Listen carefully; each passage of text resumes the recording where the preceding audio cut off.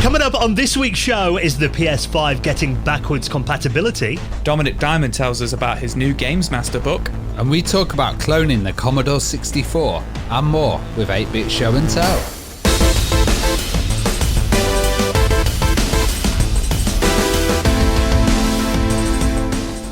The Retro Hour podcast is brought to you each week with our wonderful friends at Bitmap Books. Now, you need to check out the Atari 2600 and 7800 visual compendium showing the very best pixel art, cover art and product design of each system spread over a massive 528 pages and featuring over 200 classic games, as well as interviews and articles on leading developers and key figures in the industry. You can check that out and more on their website at bitmapbooks.co.uk. Hello and welcome to the Retro Hour podcast, episode number 269, your weekly dose of retro gaming and technology news with me, Dan Wood. Me, Ravi Abbott. And me, Joe Fox. And welcome to this week's bumper show, where we've got so much to cram into the next hour-ish. I did actually see a message on our YouTube channel last week. A guy's like, you need to rename the show, lads. You need to call it like, the retro 1 hour, 25 minutes, but it doesn't quite have the same ring, that, does it? You know what? It's funny because of sometimes, literally, we end up recording like 2.5 hours worth of stuff, don't we? And it's just like, you're just there like, lads, like we've yammered on about so much stuff. Like, I've got it down to 1 hour and 40, but it's still long. But literally this week, we've got so much to talk about, haven't we? If we did more, it would become the Retro 2 hour, then the Retro 4 hour, and it would just go on forever. No one's got time for that. But yeah, this week we've got so much to cram into the show. Not only are we going to be bringing you up to speed with all of the retro gaming headlines from the last week, and it's been a really busy week for news, also we're going to be joined by two guests on this week's show as well, because this keeps happening to us recently. The minute we finish recording an episode, a major news headline drops. This has happened, I think, the last 2 weeks now. And, of course, the big story last week was that Dominik Diamond is bringing out a book all about his time on Games Master. How hyped are we for this? Oh, really hyped. And, Dom's going to come on the show and tell us all about it and, tell us about the new Games Master Channel 4 series and just see what's happening there. Yeah, because, there's been lots of rumours, obviously, about, a Channel 4 reboot of Games Master, and everyone's been asking the question, is Dominik Diamond going to be involved in that? So we're going to ask him about that, haven't we? So he's going to be on in the next 10 minutes or so, and then we're going to be going inside the world of cloning the Commodore 64 with Robin Habron from the 8-Bit Show and Tell channel on YouTube. Now, that channel is absolutely awesome. It is amazing, and this was suggested by a listener in one of our show suggestions on Discord, and I'd not really checked out his channel. Then when I did and I spoke to Robin, I was like, oh my God, I can't believe what you've been involved with. So he was involved with, years ago, before all of these clones came out, and a person turned up at his event, and it was a girl, oh my God, and she was into Commodore 64, and she was making, a Commodore 64 on a chip. And that was Jerry Ellsworth, and she created the C64 Direct to TV. So that was one of the first ones of these kind of C64 clones. And Robin was lead programmer with that, but also he's worked with the C64 Mini. And he's got a huge collection. We talk all about his kind of youth in Canada as well. And he's a real Commodore fanboy, isn't he? Yeah, he's got the most incredible collection. And even, stuff like finding Commodore 64 programs hidden on albums, which, was a video that he did that blew up and actually made the headlines on quite a few mainstream tech sites a year or two back. So definitely worth checking out the channel. Robin, just such an interesting guy. If you're a fan of Commodore machines, we're going to really get geeky with him. Robin Habron, our special guest on the Retro Hour podcast in around 20 minutes from now. Now, there is lots of news stories to get through, including this rumour that apparently Sony are going to be bringing PlayStation 1, maybe 2 and 3 backward compatibility to the PS5. This amazing new online streaming service for retro games that we'll talk about in just a moment. But before we do, let's give a massive thank you to one of our sponsors this week. This is the incredible Curve. Now, obviously here in the UK, we're getting ready for things to start opening again, and it is always a problem in the summer, when you're not wearing your coat, especially if, like Joe, You like to, flaunt it in your skinny jeans. Not having a big wallet in your back pocket. Curve is all about simplifying your life and making your daily finances more affordable. And you can have your MasterCard, your Visas, all on one card and app, not to mention all of your loyalty cards as well. So don't feel the same. You go somewhere like Boots or Tesco and they're like, have you got your card with you? And I'm like, oh, I left it at home. That happens to me all the time. I'm a Curve user, actually, before we got this. And, God, I'm always losing my cards. And this is a wicked app because basically what you can do is you can have everything on Apple Pay, Google Pay or Samsung. And that also means it's contactless. You don't have to take it with you. You can have it on your Fitbit or you can have it on your phone. But you can also have all your loyalty cards on there as well. And that's like, Game, CEX, you can have your Nectar card. I've had a Nectar card for years and I've never actually topped it up because I've never just had it there. It's been in the wrong wallet or it's been in a drawer somewhere. Yeah, and I think one of the things I love about this as well is not only does it mean, your entire wallet is in one app, but you can keep track of your finances as well and what you're spending on different cards too. One amazing feature they've got is something called Go Back in Time. Yeah, so you can switch payments from one card to another up to 90 days after that happened, which is amazing. So, you've charged something to the wrong card, you can actually go back and pick it. But also, it's got purchase protection. And if you're buying stuff on eBay, you're kind of buying retro consoles, then it's covered for like 100,000 euros, which, I don't know, you could have some really big devices there, couldn't you? Yeah, Joe's already eyeing up things you can buy on eBay. With I was thinking of a Nintendo disc drive, which we're about to talk about in a minute. I love as well, for guys like us that, tech curious, you could say, I think, the excitement of this, because, when I was chatting to the guys from Curve, it does kind of make you feel like this is going to be the future. And this is like, we're at the start of something now that's going to be everywhere in a few years' time. And, being early adopters and getting in there at the start and being part of this is just really exciting, I think. Yeah, and also, this isn't a paid membership or anything like this. This is it's kind of like a gateway. And the Curve Blue card has no monthly fees, and it just boosts all your other cards. So you can actually get cash back on selected retailers as well. So if you're going out and you're buying stuff from like Amazon and eBay, you can even get cash back on. Yeah, and Uber, places that you use all the time as well. So what we want you to do is we want you to give this a try. And actually, we want to give you some free money. Oh, mate, I wish I'd known about this deal before I'd actually signed up. So all you need to do is head onto this website right now, curve.com/retro, and you will get £5 after your first transaction. So there's no monthly fees. Sign up right now to the Curve Blue card, and we will give you £5 after your first transaction. And of course, support the Retro Hour podcast by supporting our sponsors, thanks to our good mates at Curve.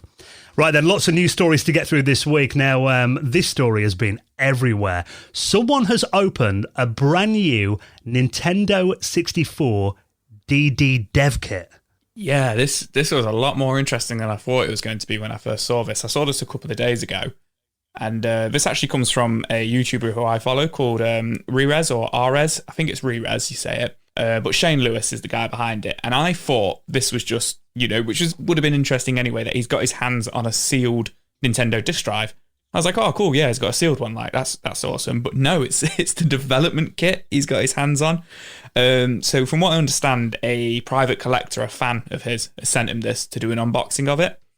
And he's not done a video of it or anything like that at the point of his recording. I'm sure there might be a video soon, but he's done a Twitter thread of him going through the unboxing, and this looks amazing. It looks so awesome just to kind of get that inside look of the development kit of the DD drive. And it's interesting because it was actually Metal Jesus got one a couple of years ago as well, didn't he? I remember Metal Jesus's video, and Metal Jesus was talking about we've got the actual discs here, and these blue discs are incredibly rare, and there's a big stack of 5 of these, and he's even got the labels for them, and man. God, it's just in such good, complete mint condition. Yeah, because didn't Metal Jesus, he got it at a garage sale in a bin or something that. I think he finds all this kind of stuff in Seattle, Seattle seems to be just full of retro things. Exactly, but yeah, so Shane's got, the sealed, he's got 5 of these blue discs, like you say. They've not even had the labels stuck on them. The labels are still like in the original packaging. He's got all the Japanese instructions. But what's really interesting is he's got like, it comes with like a development N64 cartridge as well. Now, none of us speak Japanese. He doesn't speak Japanese, so he's not really said what they're for or anything like that. I'm assuming you need the cartridge, for the development kit. Like, I'm guessing when you plug it into the computer and stuff like that, the cartridge has something to do with it. But what's also interesting is it comes with these adapters which plug into the top of the N64. One of them's labelled an N64 joint -01, and then the other one is an NUS DCC00, which is really interesting because it's got 2 cartridge ports on it, so you can plug it into the top of the N64, and then you could have 2 cartridges into the top of the N64. Maybe it's like one's used for authentication with it. Yeah. And then you can play like the backup code on it, or with the other cart, and kind of running them at the same time. I'd be well scared just to plug them in, just so you don't fry it all, Exactly. And he's noted that there's switches here and stuff, on the motherboard for it and stuff, so you can flip between them, stuff like that. What I'm really interested to see, I mean, the guy's got like 300,000 followers, so I'm sure somebody who can speak Japanese will probably translate this, and then I'm sure it's probably going to end up in the hands of somebody who's going to have a proper crack at this and probably develop a homebrew game on it or something like that, or stick Doom on it or something. But yeah, man, this ended up being a lot more interesting than I thought it was going to be. And like Dan said, I've been seeing it everywhere. I can't go 5 minutes on Instagram without seeing this at the moment. What I love about it is, though, you look at these pictures, and obviously I'll link up the article that's on Kotaku in our show notes, and that looks like it could have rolled off Nintendo's factory production line today. Yeah, absolutely. It is insane. The best example of this I've ever seen. And I mean, it's an interesting product anyway, because it says here in the article, only 9 games ever came out on the DD. Yeah, only ever came out in Japan. And I think it only sold, I say only, but I think it sold 500,000 units, which I know 500,000's, is a big number, but compared to, how much games consoles, even back then, in 99 were selling, that the numbers just didn't, warrant it coming out in the UK or America. So they just never came across from Japan. And the DD drive I'd never heard of it as a kid. It wasn't until we kind of, started doing this that I heard of it about 5 years ago. And I didn't realize so many games like Animal Crossing and Doshin the Giant were Japanese exclusive N64 DD games that they then brought out on the GameCube a couple of years later, in the UK and stuff like that. So it just goes to show how powerful it actually was. And I really like the look of it. I like the floppy disk look of the cartridges that get, the discs that go in. They remind me of big plastic floppy disks, essentially. I just love the 2 ports. I think maybe you could put 2 games together and create the ultimate game. Conker's GoldenEye or something. Conker's GoldenEye. Switch on there or something. But yeah, man, really interesting. I'm hoping somebody translates this and we get a little bit more information about it. He's chucked a load of photos on archive.org, and I'm trying to look through them, but they're so high quality as well. That's another thing about these photos. He's obviously taken them with a really high-grade camera, and they just look beautiful. And trying to download that on your 56k connection, Ravi. Oh, God, yeah. So, I mean, a lot of the DD, I've always, since I heard about it, I mean, I don't remember hearing about it back in the day, but it is, for some reason, it is one of these bits of hardware that, like you said, only 9 games came out in Japan. Why do I want it so bad, Joe? Just to say you've got one, so it can just sit there and you probably play it once and do a video on it and then never play it again. But you can just say to people, I've got an N64 DD. Yeah, a smug feeling. Exactly. I mean, it's interesting because when I went to Japan, I didn't see any anywhere, so it just goes to show how rare they are. And I went to loads of game shops. From one DD to another. Yeah, well, we need to talk about this. I mean, obviously, we did mention that, last week, just after we finished recording, that big news did land that Dominik Diamond had a major announcement. Now, of course, Dominik, I mean, a real legend. Anyone that grew up with gaming back in the early 90s in Britain used to watch Games Master. We did an entire episode about the history of the show with Dominik last summer, and now he's just announced he's releasing a new book which is called Games Master The Oral History, that landed on Kickstarter at the end of last week and has absolutely smashed it. And rather than us just talking about it, we thought we'd welcome him back on the show because it's always amazing to talk to the legendary Dominik Diamond. Hello, Dominik. It is a pleasure to join you fine gentlemen again. Well, I mean, we had you on last summer. I mean, I know this last year has all kind of felt like, 12 months worth of Groundhog Days back to back. But since then, I mean, you've been using your time during COVID very wisely, actually, because you've been working on a project that I've just seen everywhere. Everyone's been loving this. You're writing a book about Games Master. Games Master, the oral history. A remarkably apt title in many ways. We've been beavering away on that the last few months, and it's been a lot of fun. And I'm beyond thrilled with what we've managed to produce. We've got in touch with so many people who worked on the show, and it's basically them and the celebrity guests giving their memories of the entire run of the show.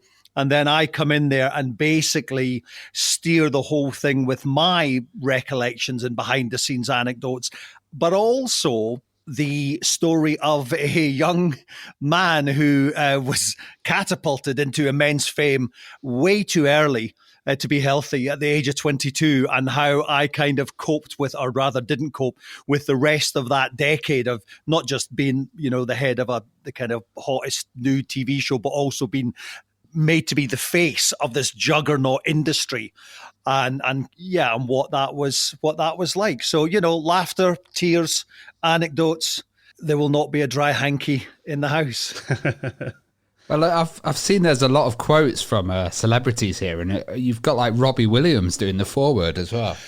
That was the loveliest thing, I think, about the whole book. So we were talking, me and Jack, the editor, and we were saying, like, who could we get to do the foreword? And we were trying to think, well, let's have a guest that was on the show. And we thought, well, who's a guest that was on the show is still really big today, but also represents 90s culture so much. And basically it came down to Robbie or Zoe Ball. Really, they were the kind of two in the shortlist. So Jack had written to Robbie's agent, and then he'd said to me, he said, listen, I'll tell you what might help this. He said, Dominik, why don't you send an email to Robbie via his agent? And I'm like, I don't know if he wants to bother with the likes of me these days. So I did it anyway, what I thought was an amusing little note, and it was the most surreal thing. It was like I get up in the morning in the frigid wastes of Calgary, north of the wall in Canada, and there's an email from someone called Rob W. I'm like, who's that? And I click it, and it's this fantastic email from Robbie in Los Angeles, not only with the foreword already written, just the greatest foreword I could have possibly dreamed of, full of enthusiasm and how much he's loved the joystick, and it's been every house he's had since.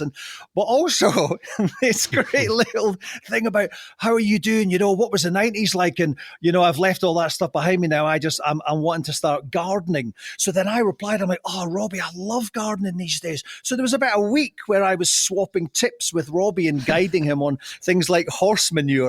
So that was a lovely little bonus to happen as a result of the book. I'm looking forward to the Dominik Diamond and Robbie Williams gardening podcast. That would be brilliant. And one thing that everybody seemed to be laughing about was some of the pledges as well, especially the Peacemaker pledge that you had. Yes.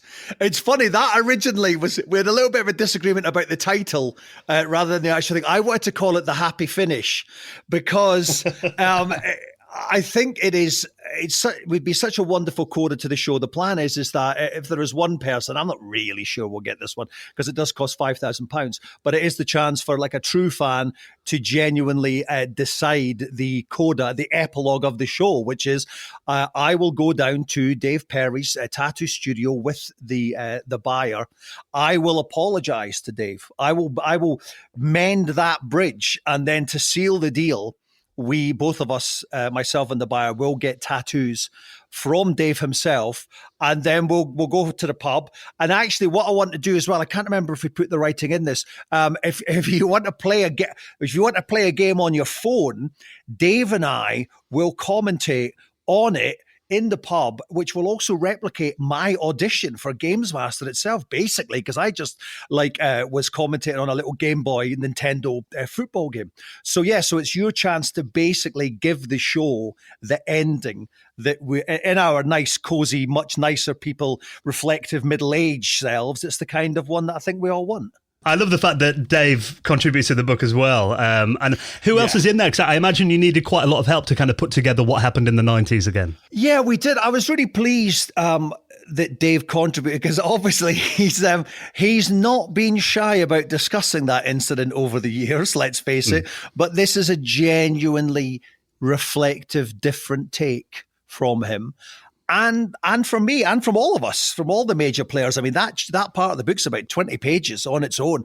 And there's a lot more stuff going behind the scenes. And it also ties into, bizarrely, the stuff that was happening with me and David Walliams and Matt Lucas on Night of Plenty, which was pretty much the same time.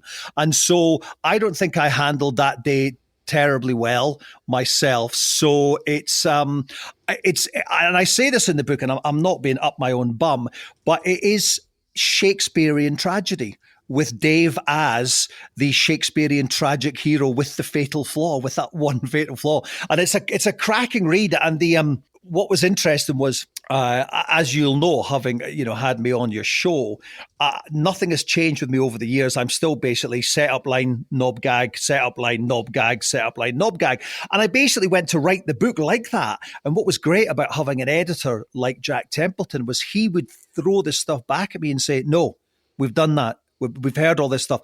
I want you to actually go deep into the story and tell me the emotions and what it felt. And as a result, we have got a book, and it's not something I'd say very often about me. We've got something of real depth here, and it's a real deep dive story from me and basically pretty much every single person that either produced or directed or researched, a whole load of contestants, the bosses, even the commissioning editors from Channel 4. It's been an incredible achievement, but getting all these people together, and I'm extremely grateful that they all did it. Read only memory have produced some really good books, and just seeing the reaction to this, you've absolutely smashed the target so far. We have, that was there's obviously a little bit of trepidation. I've never done a Kickstarter before, and it can be a very public humiliation. So it was 2 stages. I mean, I felt Read Only Memory knew what they were doing because they've done this so many times, and their books are just lavish. They are such wonderful, glorious, posh coffee table books that can sit next to my Dermot Gavin and Terence Conran gardening books and everything, and it's beautifully done. So I kind of felt he was quite confident about it, but to launch it on that first day, and I was like, okay, well, maybe we'll get 25% of the funding on day one. I'll be happy with that. But to get half the funding, like within the first couple of hours, and then basically fund the whole thing on day one, which I'm not sure how many times that's happened on Kickstarter with a book anyway. So it was a wonderful sense of relief, first of all. But then there was also that different level, which was I had so many messages, which I'm still replying to from people on social networking, just how glad they were that something like this was coming out and what it meant to them, the show. And also because, like you say, it's been a pretty awful year for everyone, and they were just nice. Oh, there's something nice coming out of it. There's something that's going to make us a little bit happy, during these times. Games Master's been making the headlines in other ways recently. We keep seeing all these rumors about, a new series coming along. Is that anything that you're aware of? Have you been approached? I saw those headlines as well. Good answer. I mean, I cannot answer a question I've not been asked myself. So I know as much, probably less than anyone else does. I know Channel 4 are trying to bring it back. Or I know Channel 4 are investigating relaunching a show called Games Master. I'm not entirely sure it's how much it is like the original show, but I don't own the rights. So no one spoke to me about it. They have. I mean, they have. It's difficult. I've not commented a lot on it because I don't want to get into a big kind of dick swinging thing with Channel 4 or Future Publishing, because Future gave us the rights to do the book, and I'm very grateful. But no, nobody has spoken to me at all about that, so I know nothing. But I mean, it's not my show. I don't own the rights. I mean, they can do what they like. People. I mean, they've made a Games Master series without me before, and yeah. How did that work out? Well, Dom, for any of us that love Games Master back in the day, this book just looks like a real love letter to the show, and I'm sure it's going to be full of incredible stories. Games Master, The Oral History, running on Kickstarter now. Any idea when the book's going to be ready to come out? Oh, I get so much trouble from the publisher when I say these things. I think we're going to get it out in November. What's good about it is, unlike some Kickstarters where you pledge and it's like about 10 years later that the thing comes out, it's all written. I mean, I finished the writing side of it in December, so it's all that it literally is just the practical part of printing it in. I think it's Italy. We're getting it done by some posh arty thing. So yeah, we're hoping for November. Can I just say one more thing, that even though we've got the funding now, we're about to release more slews of reward tiers. There was certain things that we had, like one was I would write a limerick about the buyer and the show, write it in the book, marrying you and the show together forever. We only said 25 of those. They went within a couple of hours. So we're about to release 50 more of them, and there'll be more experiential Dominik Diamond flavored rewards that you can still get if you were unhappy about missing them when it was launched. And we need to make that trip to Dave Perry's tattoo studio happen. Yes, surely. if someone's got £5,000, let's do it. Let's do it. Fantastic, Dom. Well, listen, thanks so much for coming on and talking to us about it. We look forward to reading it. Thanks for the support, Dan and Ravi. I really appreciate it, guys. Now, of course, last week on the show, we were talking about that rumour that Sony were apparently closing down the PSP, the PS Vita, and the PS3 store, which has now been confirmed a bit earlier on this week. But there might be some good news for those of us who want to play classic PlayStation titles on your PS5, as there's a new patent out there, or patent, depending on where you're from, that hints at PlayStation 1 backwards compatibility coming to the PS5. I'm so glad you said that then, because I was like, how do you say it? Is it patent or patent? So I'm glad you did that. Yeah, Cover all bases. This is purely speculation, but yeah, apparently the patent is out there. So what it says, this is what it says word for word. So this disclosure relates generally to a system and method of awarding trophies in previously released or sold video games without modifying the original game. More specifically, the present invention relates to defining, detecting, and awarding a set of trophies for players of previously released games. And apparently it's referring to emulated games. And obviously the PS5 plays PS4 games, so it can't be about PS4 games because they don't emulate PS4 games. It plays them from the hardware, doesn't it? Well, I'm going to show my noobness here. What are trophies? Because, like, you know, they're achievements. They're essentially achievements that you get when you're on something like the PSN network. Yeah. So trophies are just, do you know what an achievement is for Xbox? Yeah. Yeah, so a trophy is, PlayStation's version of achievements. And they weren't around, obviously, on PS1 and PS2. So the speculation is obviously that they're going to be releasing PS1, PS2, PS3 games, and they're going to go back and obviously put trophies into those games, because everything that comes out now has achievements and trophies. Even the Switch has them, do you know what I mean? Like on games, but it has in-game ones. But yeah. They're so patronising as well, aren't they? Like, you've pressed start on the game. Yes, well, yeah, 5 points kind of thing. But it might be fun for completionists, someone who's played a game to death or one of their favourite ones, and then suddenly all these achievements trophies come out. Achievements have kind of ruined games for me because I end up achievement hunting after I've completed a game because I want to make the most of it. And because of that, I've gone to a really bad habit, or you could say a really good habit, of buying HD remasters and re-released games for PlayStation 4 and Xbox One because I want to get the achievements, even though I've got the game sat upstairs on Sega Saturn. Do you know what I mean? I'm like, That's how they get you, Joe. That's how they get me. And if they do this, they're going to get me again because I'm going to end up buying all these PS1 and PS2 games I've got sat upstairs, buying them for £5-10, and just sitting there achievement hunting, trophy hunting. So they're basically retroactively adding these achievements into it. That's wicked. Yeah, I mean, it's not been confirmed, but that's what the patent says. So, and it's interesting, but it's, I was moaning last week about how, like, the PS3 has so many PS1 games on the, on the PSN store, which is now obviously, being shut down for them. And I was saying, it's such a shame because there's all these games that you used to be able to buy and stuff that you could run on a PS3, and now we're not going to be able to get them. But I'm hoping it's because of this, they're now actually just going to move it all to PS4 and PS5. They've got a huge back catalogue. They might as well take advantage of it. Exactly. Yeah, it does feel like an easy win for them. I mean, why wouldn't they do that? Yeah, and I can't see, like, if they've already ported a lot of this stuff to PS3, I can't imagine it's going to be that difficult to just slap it on the PS4 and PS5 store. Yeah, I mean, when you look at, the Xbox, that can easily emulate 360, even 360 titles, which, were much more advanced than, like, PlayStation 2 or PS1. And the hardware is not much different between the PS5 and the Xbox X. So I'd imagine, the in-house team at Sony could probably come up with something that's going to emulate all previous generations and then sell them to you on the store all over again. Yeah, exactly. And I'm going to be the one sat here going, take my bloody money.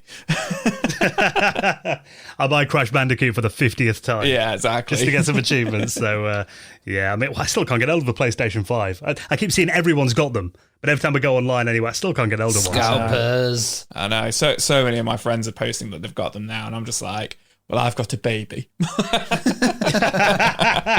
Achievement unlocked. That's my achievement. Well, this new service looks cool. Now, this is something that's going to be launching on Kickstarter in a couple of days' time, actually, when the show comes out. And this is a service called Pie Packer. Yeah, it looks quite interesting, this Pie Packer. Basically, it's a combination of things that we've seen before. So we've seen like Antstream, that is a gaming streaming service, and they have quite a few titles on there as well. And we've also seen a reader. I can't remember, even though it was a couple of weeks. We had a system. We've seen that many and we forget them, don't we? Was it Plex, or it was a kind of reader where you would read cartridges for game consoles? I Yeah, think it was RetroArch, wasn't it? Yeah, and then RetroArch, that was it. it was the N64 one they'd made. Yeah. Yeah, so this is called Pie Packer, and it's basically a streaming service. You've got a lot of games on there, but you've also got this Pi reader. Now, the cool thing about this Pi reader is, you know, it enables you to play your games online legally as well. So you're not downloading ROMs, you're taking it directly off the device.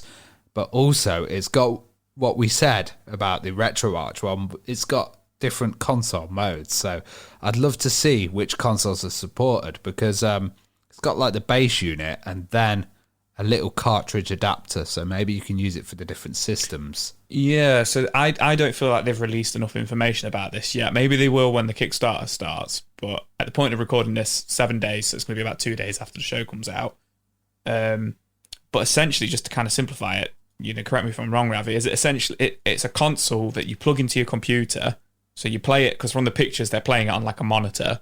Yeah. And then essentially you can play it online, and it will have its own games online, you know. It's kind of like a ROM ripper. Yeah, but you play it in browser, don't you?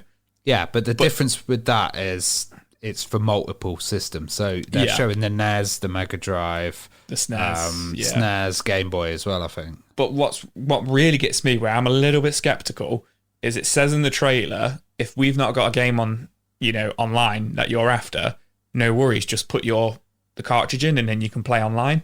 I have no idea, like, how, so if I'm going to put Mario Kart in for the SNES on mine, and Jan's going to put Mario Kart on the SNES for his, how on earth does that play online? How do we play on, like, that's where it's getting me. I want to know more. I think the idea is that you kind of have that, and it somehow unlocks it into a sharing mode where you can share it with your mates. Yeah. And then play on this video screen. But you're right, if they had, like, an adapter for, I don't know, the Acorn, and then you had some games there, or a really obscure system that, you know, there's not databases on. They've probably picked ones which have complete databases. And then, like, because if you're putting in, like, an import version of something or some really odd, like, ROM, I don't know if it would load it up. Maybe it links to it somehow.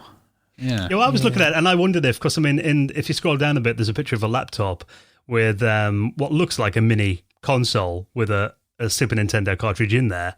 So what I wonder is whether it just kind of, it does it on like a system level, depending on kind of, you know, what kind of systems they go up to, I guess. But if, like, you know, you could, for example, just put something in the code that meant that for every Super Nintendo game, it just does like a virtual second controller port over the network. So then, you know, any games that you play too, the person on the other end is going to be able to play. Yeah, potentially. There must be some, you know, they're advertising that's what it's going to do. So surely that will be the case. And it looks like there's a few attractive things here. So they've got like the Magic Link, which is, I don't know if you've used that. It's basically one link that you can send to your friend and then boom, straight away they're in it. It's got video chatting, and then it's got quite a few good titles. They're showing Sensible Soccer at the moment, Descent 2, which Earthworm Jim 2. Yeah, Worms Blast, which isn't the best, but Micro Machines Racing. Yeah, there's a few, but they've got Xeno Crisis as well, and a few Worms World Party as well. So, you know, not bad launching with these titles. Yeah, that's true. I mean, it's funny because I feel like I keep seeing Earthworm Jim 2 on all these like clone consoles and stuff like that. But I'm interested to see how much it'll be when the Kickstarter does go live and how it would do.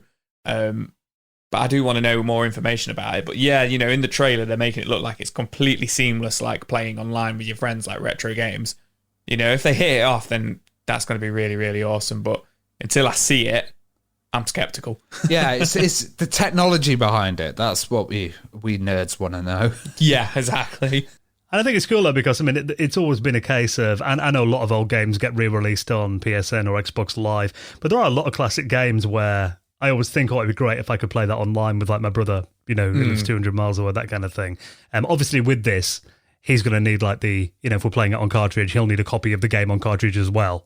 Maybe not. Maybe not. We don't know. We don't know, Dan. That's why I'm moaning. Yeah. Maybe the owner will put their copy of Cyborg Justice in, and then everyone can come and Everybody enjoy can play it. you know? Yeah, that's true. Yeah, it does say here actually, play online with your friends. We only allow ROMs that are legally owned by users. So I guess, you know, when you have a game, you're only legally licensed to use it for yourself, I guess. Yeah, maybe. So, which means maybe we both need it. Yeah, so let's watch those eBay prices go. What are the chances of finding someone else with a copy of, you know, a really rare title and then go, right, we've got four Should we of play us. Stadium Now events? let's hook up. Should we play Stadium events online? I don't know, maybe it'll apply. Yeah, it'll apply to the one call or something, like one ROM per 4 people or something. Who knows? We'll see. Yeah, but that is a good point, though, because, I mean, you know, if you are one of these guys that have got, like, you know, a really rare game, it would connect you to, like, the other 4 or 5 people in the world that have got it as well, and you probably can play it with them for the first time ever, so, you know, that could be a really cool thing about this, I guess. So we'll keep an eye on that. It's called Pie Packer. Kickstarter starts in a couple of days' time. We'll link that up in our show notes as well. Now, we're going to be chatting to Robin Habron from the amazing YouTube channel 8-Bit Show and Tell, and, of course, been involved heavily in those Commodore 64 clone systems over the last decade or so as well. He'll be on the show in just a moment. Before we do that, let's give a massive thank you to another sponsor this week. This is our very good friends at Jeff Wayne's The War of the Worlds, the Immersive Experience. Now, we did talk about this on last week's show. We've had a few people get in touch saying how incredible this looks. And I mean, I remember when we first heard about this, I sent the trailer over to Joe. And the first thing you said is, look, you know, when lockdown's over and this opens again this summer, we need to get down to London and check this out. Yeah, man, this looks insane. This the only way I can describe it is I thought when we first kind of got like a couple of weeks ago, they sent this over to us. I had to watch the trailer to get my head around what it was because I just thought it was like the theatrical experience, like you go see The War of the Worlds in theatre, but it is far from that. This is like a 5D immersive, like fully immersive adventure. That's the only way I can describe it. I just go watch the trailer because it's just like, it's just crazy. You're just going down slides and everything like that. And I personally love the War of the Worlds rock opera, and you're doing it all to the soundtrack. So this just looks like mind blowing, and you know I can't even describe how cool it looks. Just like it looks so immersive. You've got VR headsets for some of it. You know, there's 17 characters in it, which features 12 live actors as well, and then there's a mix of holograms as well and VR characters, which just like blows my mind. And there's some actually really big names involved in this as well. Yeah, so it actually features a cast of like 17 characters, and that's 12 live actors plus a mix of holograms, projections, and VR. It's got the West End star Carrie Hope Fletcher from Heathers, Les Miserables, Chitty Chitty Bang Bang, Tom Brittney from Grantchester, Make Me Famous, and Anne-Marie Wayne from The War of the Worlds Live. Yes, I mean, it's something that's going to tickle all 5 of your senses as you crawl and slide and weave your way through 22,000 square feet of immersive action, 24 extraordinary scenes as well, and when you see that moment when the 300-foot Martian fighting machine suddenly appears and the evacuation of London. I mean, and this isn't like, you know, a half an hour thing. This is like a 2-hour proper 2-hour show experience as well. I don't know if I would laugh, cry, or scream when I saw that. Probably all three. All three at once, yeah. So this is London's favourite immersive night out, and actually it reopens this summer from the 22nd of May until the 30th of October. And if you book, actually, obviously it's all completely COVID secure as well, and you can nip onto the website right now, and of course you'll be helping out the show with this COVID booking guarantee. So that means you can buy tickets with complete confidence and cancel anytime up until 5 p.m. the day before your experience. So we want you to check this out. I mean, it is going to be the most incredible day, not only to get your friends and your family and, really make a day of this, and something you will not have checked out before. And we've got a great offer which gives you £10 off all orders over £180 if there's a group of you together, and 5% off orders under £180 with the Retro Hours exclusive code. So all you need to do is nip onto this website right now, thewaroftheworldsimmersive.com, and simply enter the code RETRO at checkout. So that is thewaroftheworldsimmersive.com. Enter the code RETRO at checkout, make that massive saving, and help out the Retro Hour podcast with our very good friends from Jeff Wayne's The War of the Worlds, the immersive experience. And of course, I'll put those links in our show notes as well.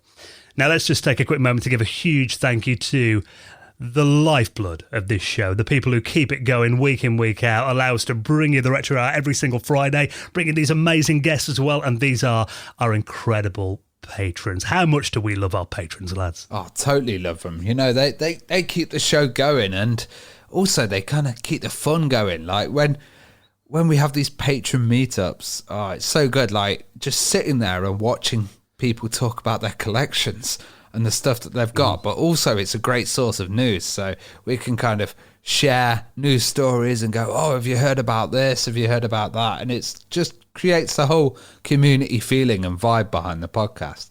And we do a patrons exclusive podcast as well called the Retro Hour After Hours. No spoilers, but we are going to be doing something a little bit different for the one that's hopefully going to be out this weekend, aren't we? Yeah, I thought of this about 2 days ago, and I thought that would be really funny if we do that. So, yeah, man, hopefully that'll be out in the next couple of days. So you can get access to the second podcast that we do by backing us on Patreon. You also get the regular podcast early. You get it ad-free, and plenty more perks as well. Join us for the monthly hangouts. And we like to run things by our patrons as well and get feedback. So, you guys are really part of what we do each week. And, of course, you will get a mention in the most exclusive high score table in the world of retro gaming, the Retro Hour Hall of Fame. Like this week, a big shout to Fred, Brian Seckold, Lee Mintram, Richard Yates, and Jade Barefoot, who all made donations into the running of the show. We really, really appreciate your support. And if you'd like to join them, all the details are at theretrohour.com. Right then, next we're going to talk about cloning the C64 and just really geeking out about Commodore Classics. A bit of Apple history in here as well. Just such a really good chat with our special guest, Robin Habron from 8-Bit Show and Tell, is next on the Retro Hour podcast.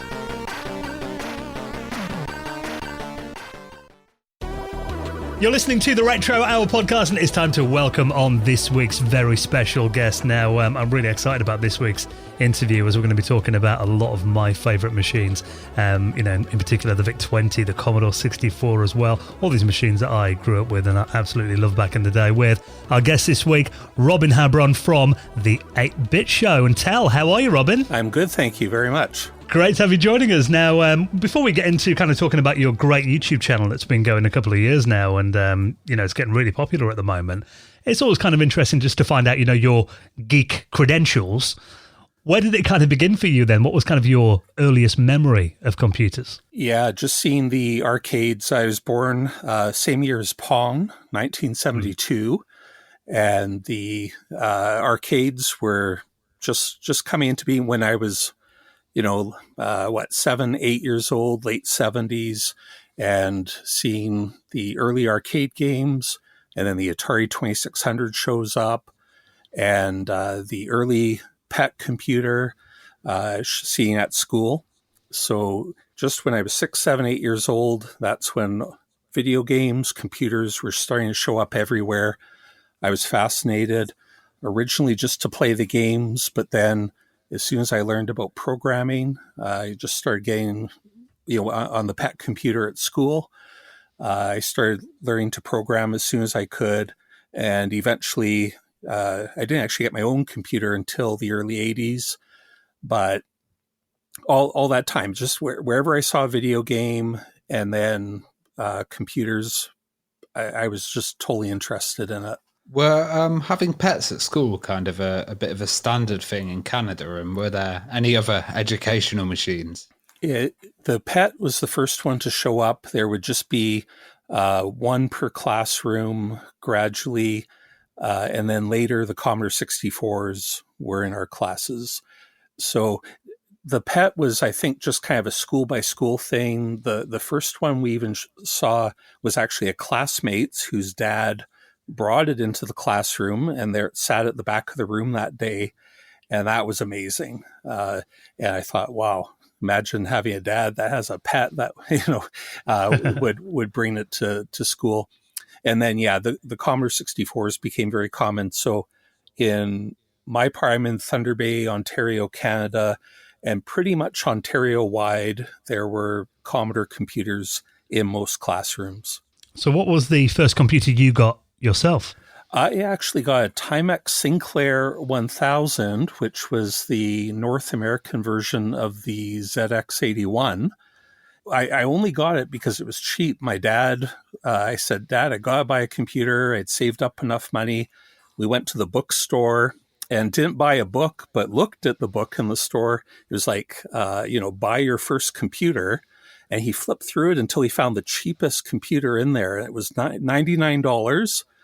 So that was the one. No other qualifications, just what was the cheapest one. And we went and bought it. Well, you compared that to the price of like an Apple II or something. I mean, that was way cheaper. Oh, yeah. That was incredible. And but I had so many problems with that little computer, getting it to save and load from the cassette deck. And anyway, we ended up returning it, breaking my heart. But then about a year later, I managed to get a Commodore 64 because the price of those had come down so much, down to, I think, $199 or $229. And that was amazing. Of course, I was so much happier with a C64. What was the gaming scene like in Canada? Were there many like gaming developers, and was there like a bit of a kind of bedroom industry going on? There was, but it was fairly small. A couple of most famous Canadian games would be Frantic Freddy, BC's Quest for Tires. Later, we got into EA games. Oh, why can't I remember the name? Like Test Drive and all that were made out west in Canada and around the Vancouver area. Accolade games. A lot of that was made out west. But in those early bedroom coder days, there actually wasn't all that much activity going on in Canada. I've been trying to research that to make an episode about that. And it's taking a long time to get many of the games. There really weren't that many in the early 80s, but then, of course, game development really started taking off later. So were those the kind of dream machines that you really wanted as a kid? I definitely wanted, an Atari 2600, ColecoVision, Intellivision, Vectrex.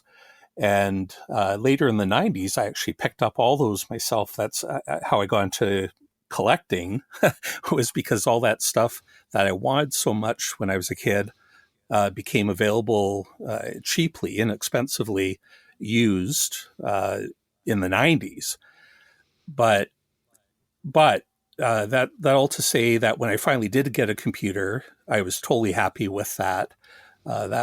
And I'm also glad that led me into programming. Have you still got quite a big collection then? Oh yeah.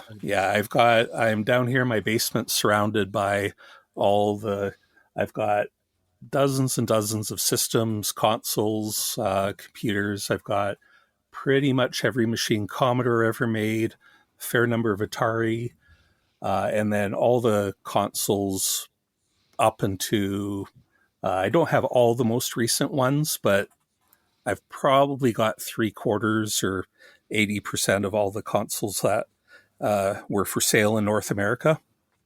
So I bet you're glad you got them when they were cheap. Oh yeah, absolutely. Just one example. I have 2 Vectrex systems. I assume you're familiar with them. Oh, our last episode was a Vectrex one. So yeah. Oh, was it? Oh, okay. Yeah. So one of them I bought for $35, and that included with about 8 games. But one I got for $5 at a thrift shop.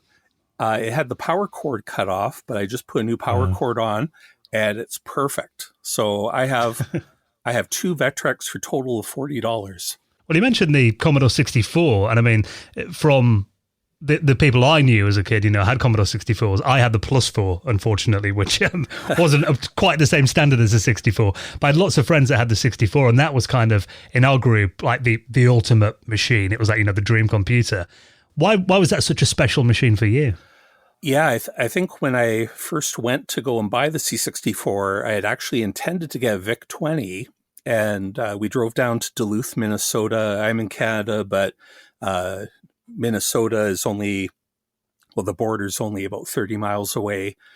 Anyway, we went down there because the prices are cheaper and that's a family vacation. And yeah, I intended to buy a VIC-20, but my parents said, hey, this computer is newer and look, it's only a little bit more money.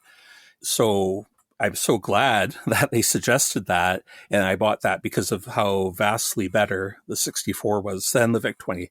I like the VIC-20 as well, but you just can't compare, the abilities. And so that 64, I really think that was the computer that was able to do well enough that you would get years and years of fun out of it.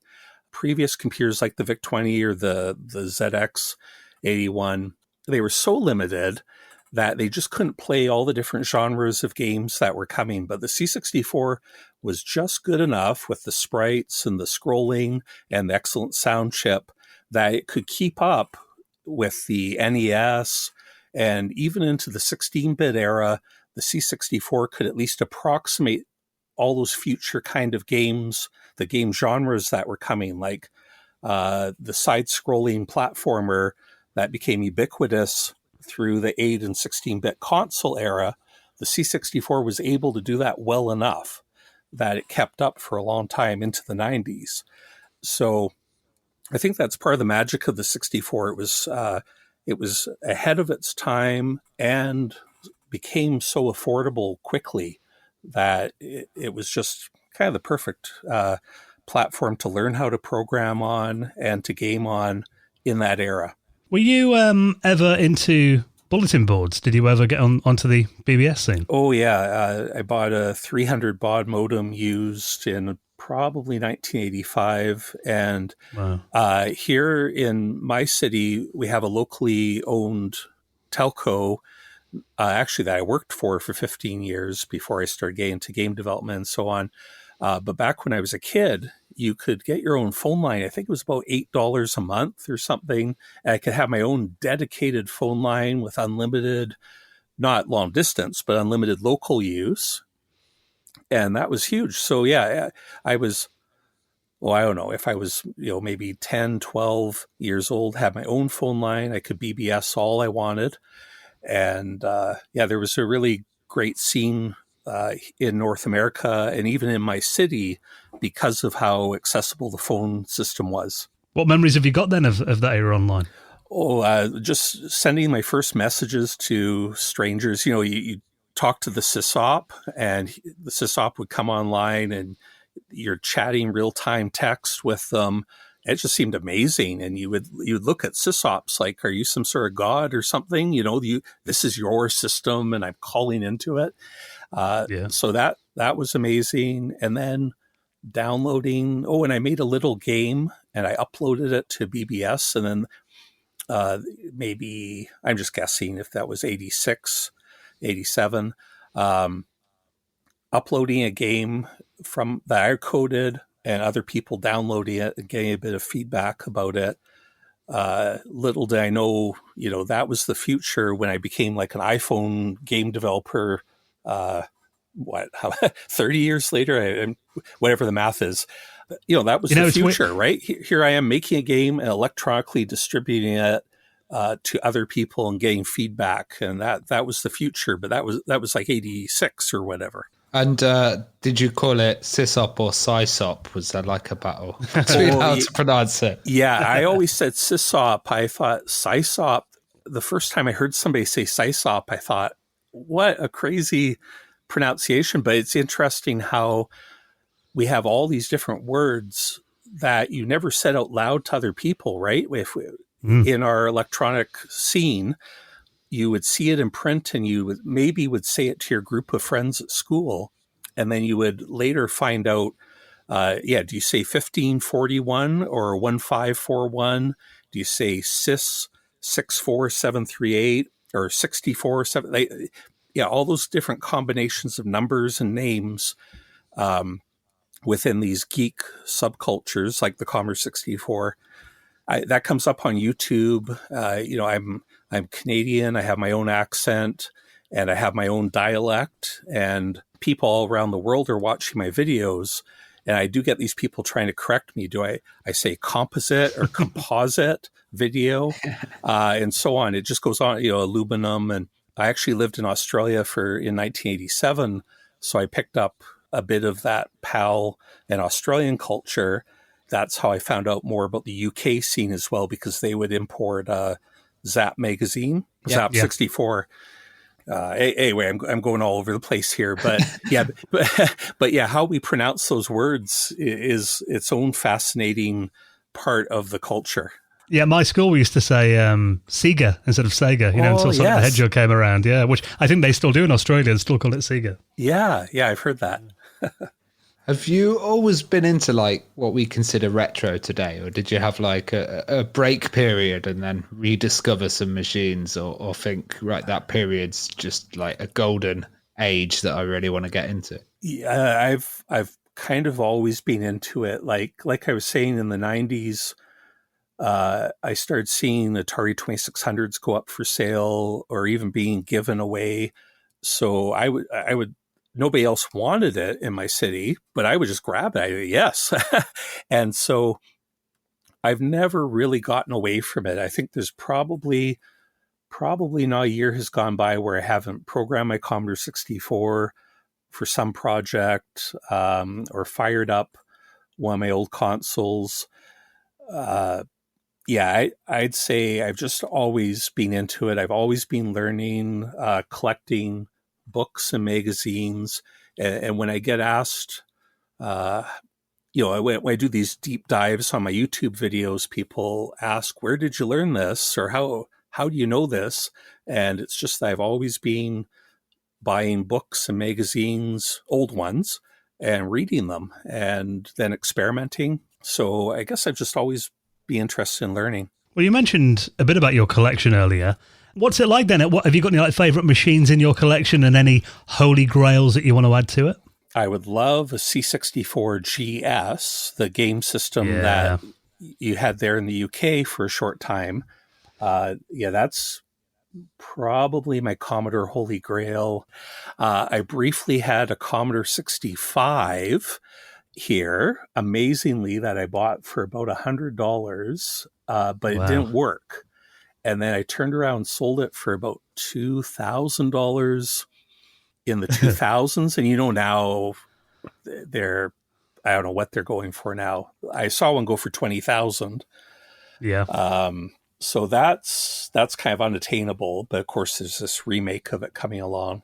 Things I'm proud of, like, I've got a dual FD 2000 disk drive. Now, you might not even know what a normal a CMD was. An American Commodore hardware manufacturer. They made the Super CPU, and they also made a high-density floppy drive called the FD 2000.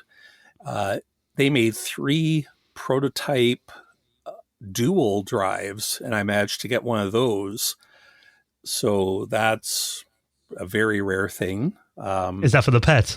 It's actually for the Commodore 64. Right, okay. Yeah, and of course I've got 2 different prototype C64 DTVs, and that's because I worked, like Jerry Ellsworth made the C64 DTV, and I was the lead programmer on that project.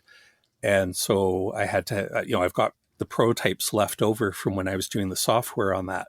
Talking of the C64 DTV, it was a director TV. That was released in 2004, and this was like ages before any of these kind of recreations were even successful or mainstream. Like, how did you end up getting involved with that? Yeah, that was really neat. I met Jerry Ellsworth, I guess back in was it the 90s or Yeah, yeah, it was in the 90s. She showed up at one of our computer shows down in Chicago. I travel down there every year.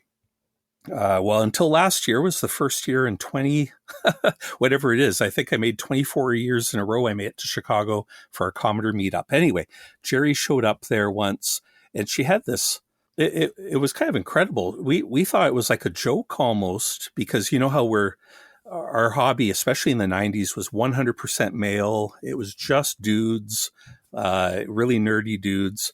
And Jerry shows up with this wire wrapped thing, and she says she's making a C64, a new one, her own creation with VGA output and all this. And we're looking around for the hidden cameras. We figure it's a joke, but of course Jerry's totally legitimate. It was our own biases that made us think it wasn't real. Anyway, we became friends, and a group of us. And some years later, I knew Jerry was working on her C64 still, but I didn't know it was getting commercialized. It was getting turned into this DTV. I had made a C64 game called Frogs and Flies, which got published on Lodestar magazine. And I also entered a couple of these game contests where you make a small game, just an online compo, and I won a few years in a row. So on Lemon 64 in 2004, maybe 2003, 2004, a Mark Greenshields posts that he's looking to hire a Commodore programmer. I don't know if you know Mark Greenshields. So at the time, he was running a game development studio in Montreal, Canada, and was looking for a Canadian Commodore 64 programmer. I thought this was a joke, but it was on Lemon. I wrote him back, and eventually I heard back, and they wanted to hire, and I had enough experience because of these games I had worked on that they took kind of a gamble on me. I got hired for this project, and it wasn't until the interview I said, so what is, like, you're making a C64? I said, is Jerry Ellsworth involved? And the interviewer stops and says, how do you know that? And they were all upset, because I guess it was all like NDAs and like confidential stuff. And yeah, I said, well, Jerry's been a friend of mine for years, and I figured I don't know anybody else who's making a C64 reproduction. So anyway, yeah, that's how I got hired. It's amazing that you kind of say that it felt like a joke, because it just takes me back to that time when she did turn up with it. Yeah. Nobody thought it was real. Oh, yeah. They were like, somebody's made a C64 on a chip. This is insane. Yeah. Yeah, we were the original, I guess, that group there in person looking at her very first prototype. And I guess we were the first people to think, what kind of crazy joke is this? But no, she's, 100% real. She flew up here to Thunder Bay, and we worked on it. She stayed at a hotel here, and every day I'd pick her up. We worked down here in my basement, and, she's amazing. And we had a lot of fun and got that project done. And, it was well received, and we're all very proud of our work on it. Actually, speaking about how well received it was, I do remember reading that QVC, which, interesting bit of trivia, QVC's HQ is actually Commodore International's old HQ in Westchester, which I thought was a nice bit of poetry there. Yeah. And they bought 250,000 units and sold 70,000 of them on the first day. I mean, that must have blown you away, did it? How successful it was? Yeah, it was incredible. And then it immediately led into the second revision, which they signed a contract with Radio Shack to make a Hummer DTV, the Hummer vehicle. Hummer is a funny word. Anyway,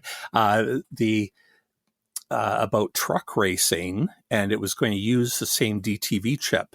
So we got hired back as the software developers for that project, and that was pretty incredible too. I don't think it was as successful, but to be able to go into a Radio Shack store and see a thing I worked on up on the Radio Shack, on the shelf there was pretty incredible. And the DTV, it wasn't just a small little kind of cheap device or recreation or bad emulation. It was like a really well done version of the C64. Like, what hidden features and kind of Easter eggs did you guys put inside there? Yeah, on the hardware level, Jerry went to great lengths to expose several of the signals from the DTV, the ASIC, the chip that drive the single chip, so that you could solder a disk drive connector on there and a joystick connector and a keyboard. And none of that was necessary to the actual product. And she had to do all kinds of disguised things so that the circuit board would still have those connections on it when it went for mass production. The engineers in China would try to optimize those out, rightly so, actually. They'd say, this isn't necessary. Why do you have this trace here? And why do you have this? Anyway, she did her best to keep all that on the board. And then over on the software side, we just went all out, cramming as many software features in there as we could. My friend Megervalp did a virtual keyboard so that you could use the joystick to type in BASIC. It was tedious, but it worked. I had some of my own little games on there. When you turn on a C64 DTV, if you waggle the joystick left and right during the boot sequence, it actually drops you into BASIC or into a menu, and then you can go into BASIC. So there's a whole bunch of software Easter eggs in there. David Murray, the 8-bit guy, before he started his channel, was actually one of the premier hacking experts on the DTV, and he made a video all about this that you can still find it online if you dig for it. There's just so many secrets in it. It was just lots of fun. Well, talking of hacks, I remember seeing a lot of hacks made by the public, like you mentioned with David. What were some of the best ones that you saw? Oh, a couple of those little laptop ones were just amazing to see it all in a tiny little 8-inch, I don't know, about the size of like a DVD, portable DVD player with a working keyboard and joystick ports. There were a couple guys who made amazing ones, but I just thought those were so cool. Oh, and it just reminded me, David, like the 8-bit guy, he was working on a shuttlecraft, like a Star Trek scale shuttlecraft in his backyard. And at one point he was using a C64 DTV to drive the lights inside it. Really funny. Do you think like these early projects really help lay the foundation for the kind of cause of FPGA design and, this kind of whole Commodore clones that we're getting nowadays? Yeah, I think it certainly raised the awareness and established that people are interested in this. That as nice as emulators for Windows or whatever are, people like having a more hardware-oriented solution. And I think Jerry's work totally laid the groundwork for where we are today. If not the technical side of it, just the awareness, and that she did such a good job so early. It's amazing what she was able to do back then. Well, you started your YouTube channel in 2019. What inspired you to start your own channel then? Part of it was David Murray. I've been friends with him since the C64 DTV. He contacted me, and I met him in person in Chicago once. We've been friends ever since. He'd call me up sometimes. He even invited me on his show a few times. Well, actually, several times. So if you watch enough old 8-bit guy episodes, I will actually appear on camera a few times in there. Yeah, and sometimes David would even call me up. He's becoming a very good game developer, retro game developer in his own right. But along the way, he would ask me questions, and I would have these conversations with him. And it amazed me when he started selling his games, and he had that audience, like he had built an audience through hard work on his with his videos. But then he was able to pivot that into selling his own retro games to a captive or receptive audience. And I thought that is so cool how he's got that following that he's built. And then I thought, well, I'd like to have that, not for my pride, but for my future projects. I've been imagining since I was, in my 20s, I wanted to be a Commodore game developer, or I wanted to be, and that I have done professional game development. The DTV and the Hummer led to me working on a Game Boy Advance game, and then Nintendo DS game, or several, and then iPhone development. And that's been fun and rewarding. But all along, I've loved doing C64 development, and it amazed me that David has an audience like that. And I thought, well, maybe I can get an audience as well. Now, of course, it's taken me 2 years to get 32,000 subscribers, and David's got over 1 million, but I'm still happy with where the channel's at currently. And I like the opportunities it affords. I mean, it's taken me 12 years to get 60,000, so you're doing good. Okay, yeah. But, that does prove that, because a lot of people are like, it's too late to start a YouTube channel now and get a following. But I think, that proves that there is an audience out there if you've got the passion for it and you put the commitment in. Yeah, I certainly think so. You just have to have your own. Yeah, I felt like I could make videos that nobody else is making, not just David. I've got my own take on things, and the deep dives I do into programming, into retro computer books, into looking more at the software side of things, that while so many channels are focused on hardware, and then and bring my collection into it and my experience as a game developer. I guess I just thought, well, maybe I have something unique to contribute as well. But of course, we're all standing on each other's shoulders here, where, David and LGR and a couple of the other guys, by achieving getting 1 million subscribers for this hobby, that's amazing. And it makes it clear that more of us can actually get into this area and contribute.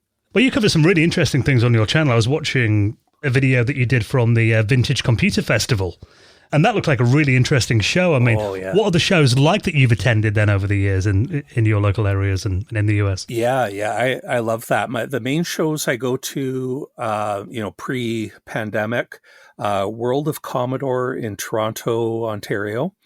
And then I drive down to the Midwest Gaming Classic in Milwaukee, Wisconsin, and the Vintage Computer Festival Midwest around the Chicago area, Illinois. And so those are the 3 shows that I regularly attend when I can. And they're amazing.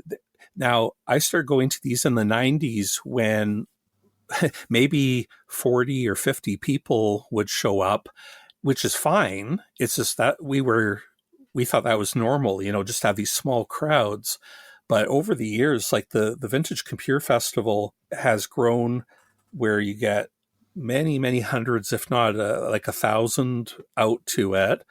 And then the Midwest Gaming Classic is several thousand, but that's a more mainstream. Well, it's got pinball, but it's also got classic arcades, consoles. It's not such a computer focus. It's more gaming, but it's still amazing that it's still steeped in the retro and is such a mainstream. To think that thousands of people are interested, especially given when it was us in an old drafty church basement with 40 people there not that many years ago.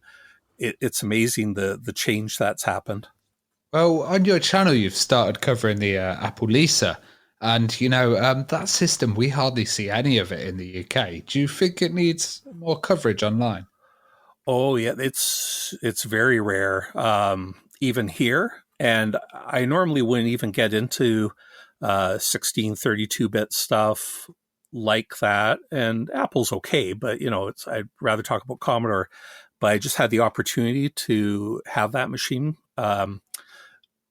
because of a local collector. So I went for it, I got to take it apart partly and just look at the construction of it. It's really quite revolutionary. The fact that it had the multitasking mouse, like a GUI operating system in 84, when I know there was the Xerox machine and so on, but nobody had packaged that up into a machine that you could just grab. You could buy $10,000, but you could just go buy it and you would have the future, basically.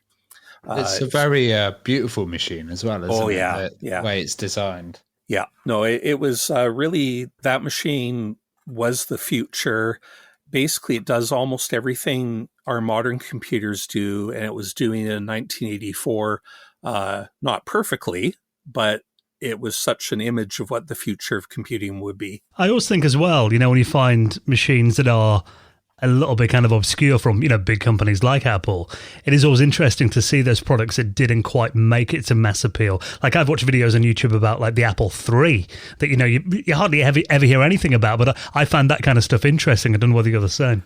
Oh, yeah. Yeah. No, the Apple III, I've seen several of them at the Vintage Computer Festival here. I've never owned one, but yeah, those failed machines nowadays are very interesting because they have unexplored. People. Some of these machines would do new things, and most people didn't get to experience it. So it's interesting now to look back and see what was good and bad about those. Well, a machine that was obviously a big success that you cover on your channel. And we touched on before the Commodore VIC-20. I mean, you've done quite a few videos on the VIC-20.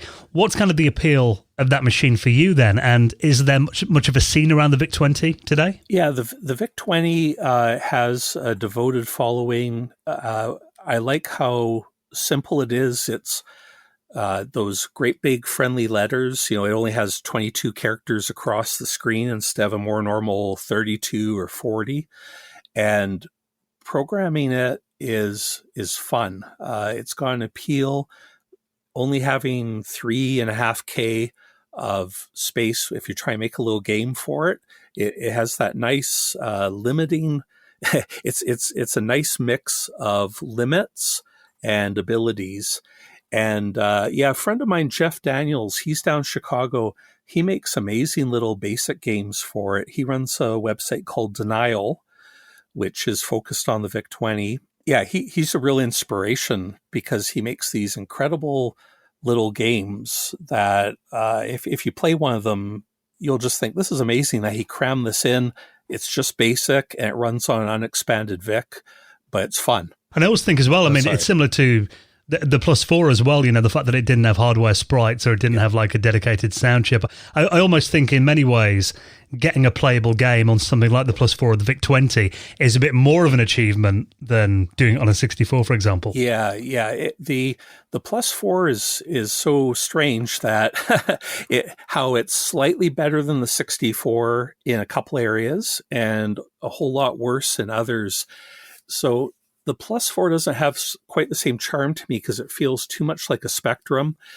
Sorry to anybody who loves the Spectrum, but it's without the sound chip, without the hardware sprites. Yeah, it's still okay. It's a neat machine, but the VIC-20 has those extra limitations. And one thing about those huge characters that the VIC-20 has, it's almost like they're sprites because even though, they're only 8 pixels square, but they're so big on the VIC-20 that it feels like you're moving a whole sprite around just by printing a character. Well, one thing about the Plus 4 that it definitely had over the 64 was the BASIC that was built into the Plus 4, which, many more commands, much more user-friendly, I think. The Commodore 64 BASIC always seemed quite limited compared to other machines that were around at the time. I mean, from memory, it was all, peeking and poking. And I know you cover Commodore 64 BASIC a lot on your channel. Yeah. Have you got a soft spot for it there? I certainly do. Yeah, it's totally terrible in the sense of it's just the same BASIC that was in the PET from back in 1977, the same BASIC that was in the VIC-20. And due to the incredible time constraints they had when going from the VIC-20 to the Commodore 64, they did that huge evolution in really just a year, in a way about a year, that they started with the VIC-20 and then just kept adding to it, essentially, even using the same case between the VIC-20 and the C64. And one thing they never found the time for was to improve the BASIC. They kind of addressed that with a series of add-on cartridges like Simon's BASIC, made there in the UK, and another one called Super Expander 64. But it wasn't until the Plus 4 and then the Commodore 128 where they finally got around to improving the BASIC. Well, you also worked on a hugely successful project, which was the C64 Mini, and you worked with the Mini and the Maxi. Yeah. How did you get involved with that? It was some of the same behind-the-scenes people that worked on the C64 DTV, Darren Melbourne in particular. He's in the UK, I believe. They contacted me when they got the C64 Mini because of my DTV work and just asked if I was available. And so that was really fun to work on. I specifically just worked on the C64 side where they had this library of games that they had the rights to, but there were various problems in implementing them on the C64 Mini because it didn't have a keyboard. It did have a virtual keyboard, but that's a pain to use. So I would just do things like basically I hacked those games that are in the C64 DTV. I modified them just to make them play better on that system without a keyboard, such as eliminating certain key presses, mapping them to other joystick buttons, removing some text, and so on. Were you also amazed with the success of that one? Because, you can actually go in the shops and see the C64 Mini as well there. Oh, yeah, that was fantastic when I was waiting for it to come here to Canada. And even our large chain pharmacy, drugstore, we call it here Shoppers Drug Mart, they brought in the C64 Mini, and this is when it was brand new, full price. And my dad, because he's a senior, he gets a discount every Thursday. So my dad and me and my dad went around town until we found a Shoppers Drug Mart with a Mini, and he bought it for me with his 20% discount. And nice. And it was a real fun thing. My dad really got into it because he knew I had worked on it. And just kind of the thrill of the hunt and getting a senior citizen loves getting a deal. And it was a lot of fun. Well, yeah, I mean, you kind of touched on before, the Mega 65, which is the one I'm most excited about at the moment. I mean, that goes way beyond the Commodore 64 clone. I should have mentioned that. Yes, yeah. Well, tell us a bit about that. I mean, there might be people listening who are not familiar with what the Commodore 65 is and why this is a big deal. Yeah, the Commodore 65, the original one, was Commodore in the US decided to make one last 8-bit computer, but they started at like 89, 90. I'm not sure of the exact timeline, but basically Fred Bowen and some other Commodore engineers were working on this 8-bit Commodore way later than they should have. I mean, it was like 5 years too late, right? But it was a pretty amazing machine because it was an all-in-one Commodore 64 with a new C65 mode with a built-in 3.5-inch floppy, like an Amiga 500. And it had all these amazing new graphics modes. I think it had dual SID, and it had a new VIC-3 chip in it that could do all kinds of new resolutions. So it was kind of like a dream 8-bit machine, like everything the Commodore 128 could have been. This was going to be it. And they actually got to the point where they had made probably a couple hundred prototype systems, and then Commodore went bankrupt, and the program got shut down. Then Commodore went bankrupt. Anyway, it's kind of like the ultimate 8-bit computer, and I guess it would have been the final ever 8-bit computer, certainly from Commodore, but maybe in the whole world. There's been a long-term project underway. I believe it's an Australian who's heading it up to recreate the C65, called the Mega 65. And it's a pretty incredible project. It's going to be, or it is expensive because making small quantities of custom computers is expensive. But it is a really neat project. I've seen you've done a few videos about the Super CPU, and I remember when that came out. That was like a awesome add-on. Do you think you'd ever see a modern version of it? And what makes it like one of your favorite add-ons?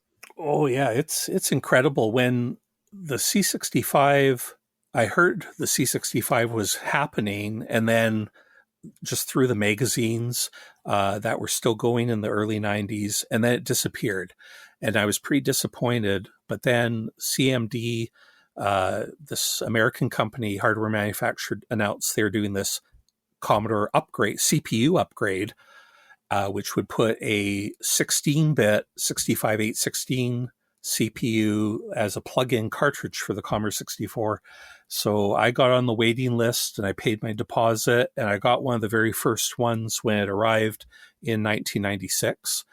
Just the idea fascinated me to still be programming the VIC and the SID. It's a Commodore 64, but with way more RAM and a faster CPU, but everything else was still the same. And I liked that concept. And it was an amazing hardware achievement at the time that those engineers pulled it off so well. And it hasn't been recreated yet because it's like almost like the engineering, how like the Apollo, we can't go back to the moon because all the technology got lost or whatever. It's kind of the same thing. Like we can't recreate the super CPU exactly because the technology and the knowledge has been lost. So Jim Brain is a friend of mine. He's an American who's working on recreating that. The first step is basically to recreate the REU, the RAM expansion unit, which uses some of the same DMA techniques to read and write, like to interface with the C64. And once he gets that done, he does want to recreate the super CPU. I'm not saying there's nobody in the world who can do it, but so far, nobody with the motivation and skill set has been found to make a new super CPU. I remember when there was like loads of hacking on the super CPU. I don't know if this was before Jerry. A game came out called Metal Dust, and it had like a German band singing the soundtrack. Oh yeah, it was like a mad kind of new wave synthy kind of thing. It was they released a whole video and stuff. It was really hyped.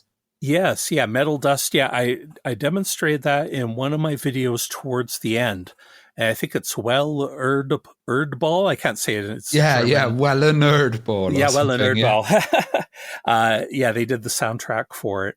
And yeah, it's pretty amazing. And it gives an idea of what a super CPU game could be.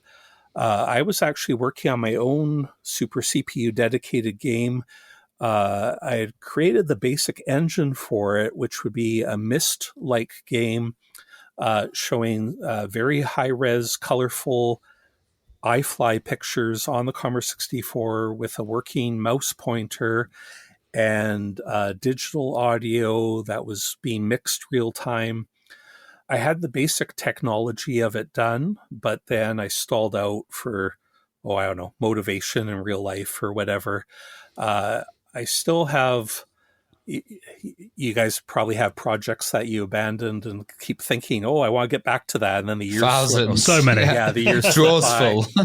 Yeah, exactly. So for me, it's one of those things, but I still keep that in my mind as something I'd like to achieve. Well, speaking of your projects, tell us about your titles, Minima and Splatform. Oh, yeah. Those were just... originally, those were C64 games I coded in 2001, 2002, 3. And Splatform was a 1K C64 game, 9 procedurally generated simple platform levels, and the goal was to squeeze into 1K for a competition. And then Minima is a role-playing game that squeezes into 2K, complete with like an overworld and music and so on. So that was on the C64. And I won these little contests with that. And then when I got into iPhone development, I decided to recreate those games with my partner Sam Washburn Pixel Games. We recreated those for iOS, and we did have an Android version for a while. So those were fun, kind of more full realizations of those games. Well, the thing I really enjoyed a video that you did where you were loading a C64 video game off vinyl. And I noticed there's kind of a trend at the moment. LGR just did one off reel to reel.